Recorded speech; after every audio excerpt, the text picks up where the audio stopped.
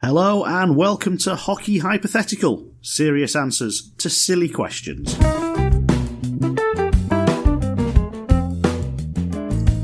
Each episode we will be taking preposterous scenarios that we've made up from the world of hockey and trying to produce genuine responses to the what-if questions. My name is Jonathan Fernley, I'm here with Stephen Dowson, and Douse, here's our first Hockey Hypothetical. Bearing in mind that all the things we're about to discuss simply cannot work because of the way that the Elite League manages its teams and the way it pays the players throughout the playoffs, none of this that we're going to say now is going to work. Okay. But let's pretend that it does, because it's hypothetical. How are we replacing the third place game? Because the third place game's rubbish on playoff finals weekend. Let's put something better in. I think I should make a little bit of a confession here. That you know, but I don't think our listeners might know. I always go and watch the third, fourth place game. And I always put a bet on the third, fourth place game. Because it's the only way it makes it tolerable. Yeah. And I'm not a betting man in any way, shape or form. But what's always quite funny about the third, fourth place game is sometimes the bookies don't know that the players are half cut. and can't be bothered and are done with the season. So they give proper odds. So last year when Nottingham played Fife, was it Fife? Yes. Yeah. The bookies were like, well, Fife are not a very good team, Nottingham are a great team, so Fife winning it would be a huge upset. The third and fourth place game could be won by me, ma'am. So you end up putting a bit of money on it. No, the biggest thing to do is to bet on the over on the goals total. Normally the Elite League betting sites, they'll give you like 5.5 or 6.5. Right. I think only once has it ever gone. Well, I think Cardiff won a game 6-0. Yes. Every other time it goes over. Right. And in the playoff final, I think there's only twice in Elite League history it's gone over 5.5. Right. So bet over in the third place game, bet under. Okay. So this has gone to gambling advice rather than it's hypothetical. getting into a good tipster. So we need reasons for people to turn up. I think. One of the things that was always interesting but never quite got the crowds, which is a real shame, was the England-Scotland game. A reason to go, a reason to cheer for at least two sides of the house, to go see competitive hockey, because these young people want to impress and they want to, there's World Championships coming up. I always thought there was a decent fit. Do you see what I mean? But the third, fourth place game also works because it gives you a chance to say, especially in last year, which is probably the highest attended third, fourth place game ever, because it was the last game for the number 5 and it was the last game for Corey Nielsen. So do we have to say then that if one of the losing semi-finalists, we have to retire their best player? Yeah, that's what we should do. It's a retirement match in the. Yeah, so if Nottingham had won in overtime, yeah, David Clark gets to play the next year, and Jonathan Phillips has to retire the next day. Oh man, can you imagine the promo for that? That'd be brilliant. Yeah, it's the captain who has to retire. Yeah. Yes. Loser leaves town match. Loser leaves town match. Absolutely perfect. I'd watch that. It guarantees the fans of that team will turn up to say say thank you. But also, wouldn't you go see that? A man's career is on the line. Oh. But that's only on the semi-finals. I suppose. Yeah. But yeah, so it gave last year's third place game an extra meaning and ensured that all the Nottingham fans would turn up because you want to say goodbye to your longest serving and most successful coach and player combo. Yeah. I think the idea of having another competitive match in there is probably the best way to go. The problem is who do you invite to compete? And one of the ideas I know that you've had that I really, really like the idea of is doing a mini 2020 tournament with the remaining teams who didn't make the playoffs or who didn't make the Final Four. I love that idea. Logistically, a nightmare. Oh yeah, as we said at the top, that can't happen. There's no way that's going to happen. But it would be great. I thought the 2020 hockey was a really interesting and enjoyable product. Whether you do that or whether you just do it as 3-on-3 or... Were we the only people who enjoyed 2020 hockey? I think all the Steelers fans did, and Dan Green did. No, but I meant from an objective kind of...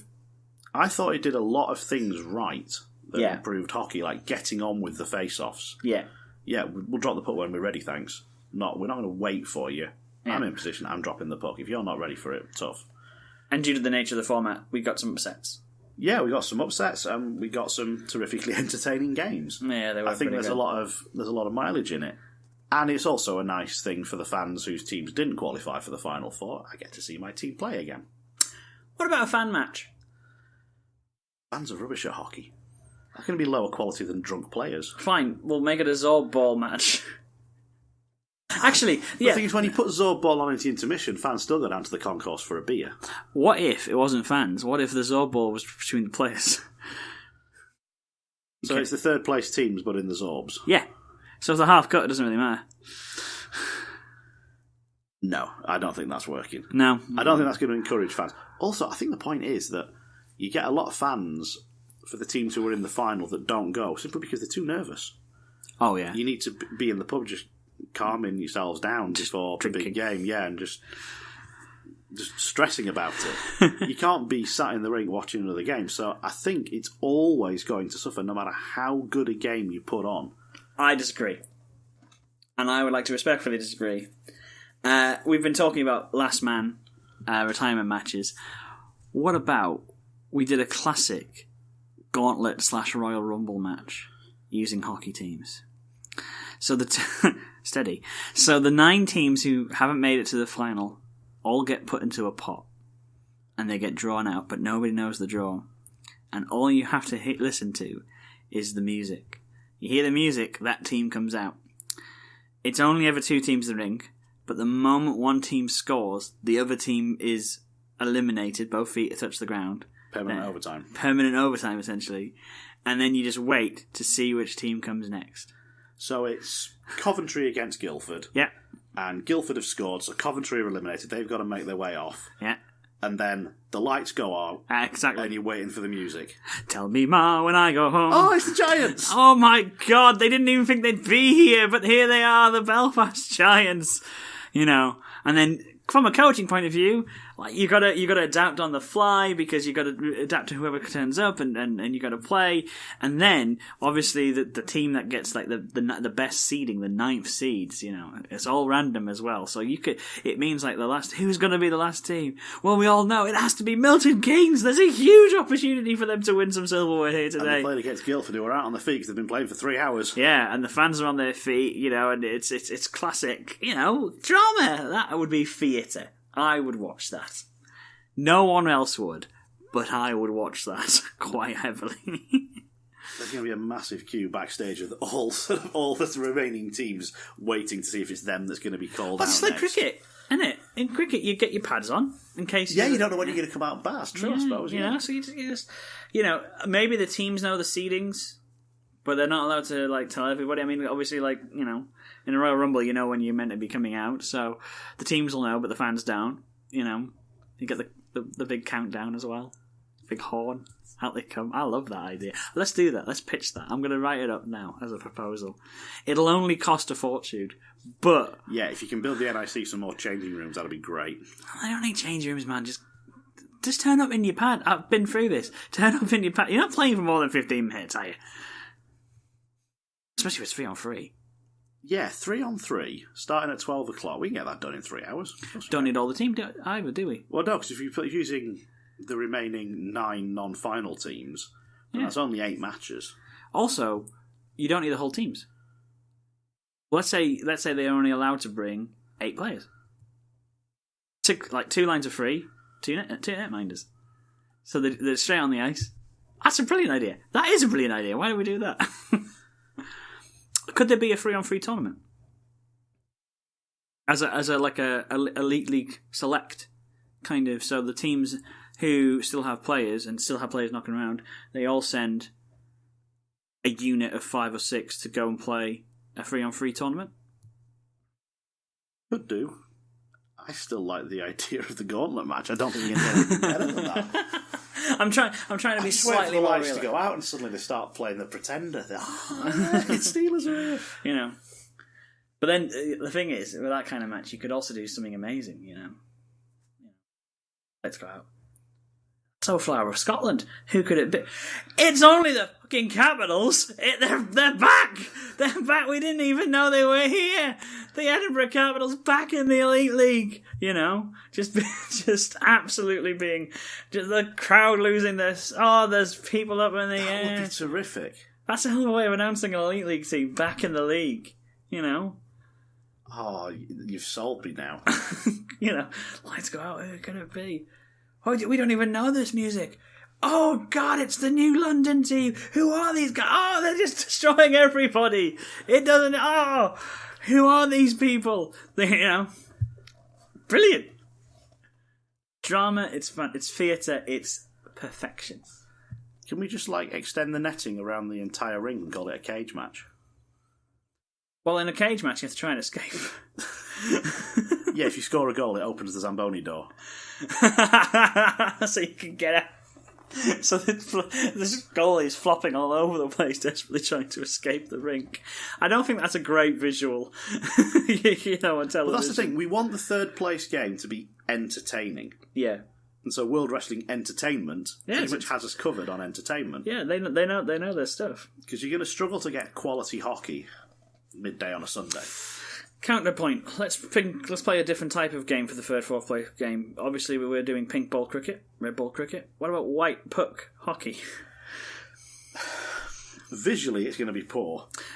But also, visually, it's going to be hilarious. Fix that one. Or transparent pucks, you know? I don't think rubber can be transparent. Well, you can try. Yeah, I still don't and think fail. it can happen. Can we do an all-star skills competition? Yeah, that's always been the thing that's been pitched, actually, isn't it? That we do some kind of... Because they do the Player of the Year awards sometimes, and it's always weird because there's 60 people there. You know, and it doesn't really work. But an All-Stars competition, I mean, there's lots of... There's a really... The only problem is you're going to lose the players who are playing in the final afterwards. But you lose that in the NFL All-Star tournament. That's why the Pro Bowl's rubbish. The Pro Bowl's got better. Oh, I'm not sure about that. The Pro Bowl, entertainment around the Pro Bowl has got better. Yes.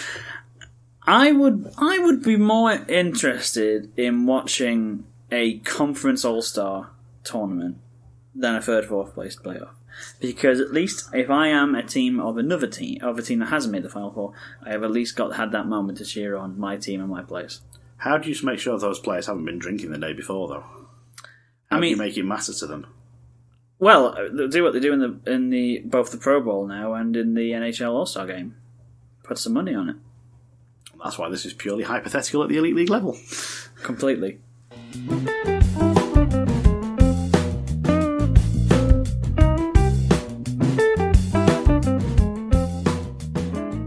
All right, Jonathan, it is my hypothetical. Big news, huge news that we're breaking on the hypothetical. Offside has been cancelled. We're just not bothering with it anymore. So there's no blue line? No, due to budget cuts. It's a waste of paint, isn't it? It's a waste of paint. Mainly for linesmen as well, you know, in order to improve the quality of the league. Oh, they're still icing, though? Oh, they're still icing, but the referees can do that. There's two of them. Do you know what I mean? So in order to save some money, we decided to cancel offsides. Hooray. How does the game change? Wow, okay. There's a lot to unpack here. First things first, I'm just imagining goal hangers in playground football. It's going to be great, isn't it? Yeah, you can permanently leave your forward in front of the crease. Just sits there. Because when the puck's cleared, I'm going to go back and get it in my defensive end first. So there's no point in you skating back down the ice. You may as well just stay in front of the netminder getting in his way. The only time you'll need to back check is if you lose the puck. Right. But you can pretty much leave a player in front of the crease. And anytime you get the puck, you can hit it down the ice and they'll get to it first. And be an immediate threat. So you've almost going to permanently leave a player sort of high up the pitch. High up the ice. And you can always hit them with a long dump down the ice. So that means the defensemen have got to stay back, so it stretches the game out. You're no longer going to get 10 skaters confined to just 1/3 of the ice, because the players will be stretched out a bit more, so there'll be more space to skate in. The game will be less compressed. The lines force players closer together. Does it not eliminate the red zone? It does, but think about it. On a power play, you're sometimes hemmed in by the blue line as an attacking team. Actually, I could do with backing up a little bit here to make this pass across from D to D a little bit easier. But I can't because the blue line, okay, we can't make that pass, let's play it back into the corner again. Right. To be able to just drop a couple of yards deep